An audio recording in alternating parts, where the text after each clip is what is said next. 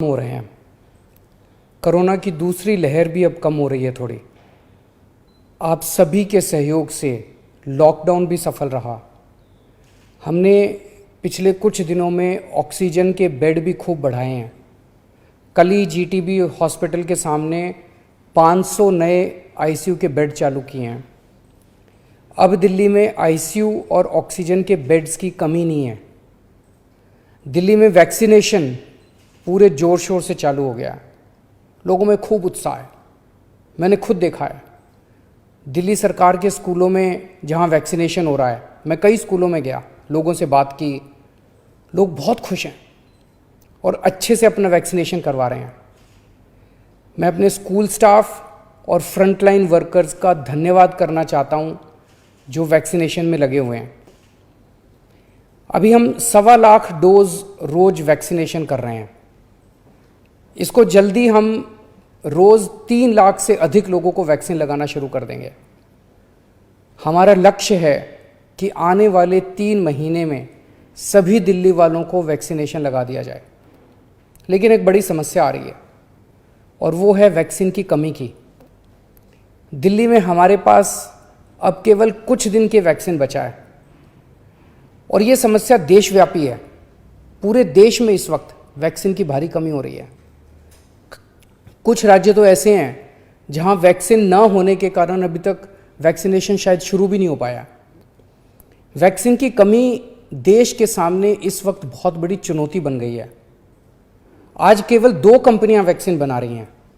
ये दोनों मिलके महीने में केवल 6-7 करोड़ वैक्सीन बनाती हैं। तो इस तरह तो हम देश के हर व्यक्ति को वैक्सीन लगाने में हमें 2 साल से ज़्यादा टाइम लग जाएगा। तब तक तो कोविड की पता नहीं कितनी लहरें आ जाएंगी, कितनी बर्बादी हो जाएगी। इसलिए ज़रूरी है कि हम भारत में वैक्सीन का उत्पादन युद्ध स्तर पे बढ़ाएं और देश के हर नागरिक को अगले कुछ महीने में वैक्सीन लगाने की राष्ट्रीय योजना बनाएं। जब तक हर भारतीय को वैक्सीन नहीं लगती तब तक ये जंग जीती नहीं जा सकती। मैं आज एक सुझाव देना चाहता हूँ। वैक्सीन बनाने का काम केवल 2 कंपनियां ना करें, कई कंपनियों को वैक्सीन बनाने में लगाया जाए।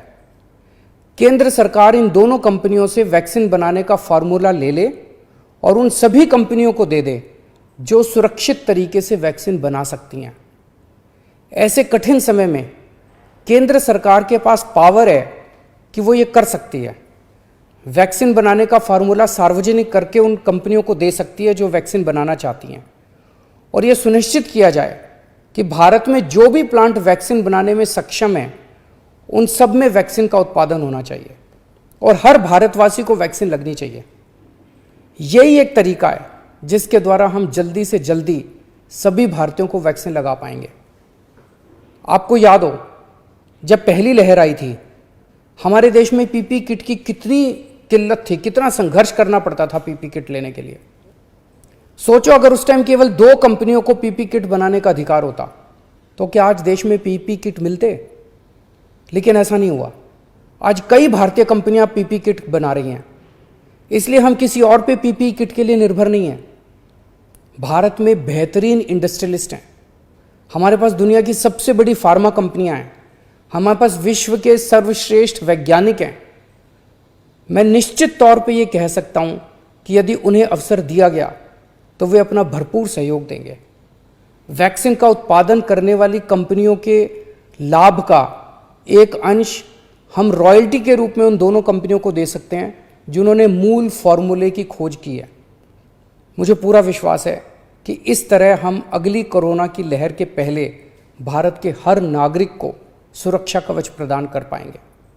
मेरा केवल एक ही मकसद है कि किस तरह हम सब मिलकर हर भारतीय को कोरोना से बचा पाएं। जय हिंद।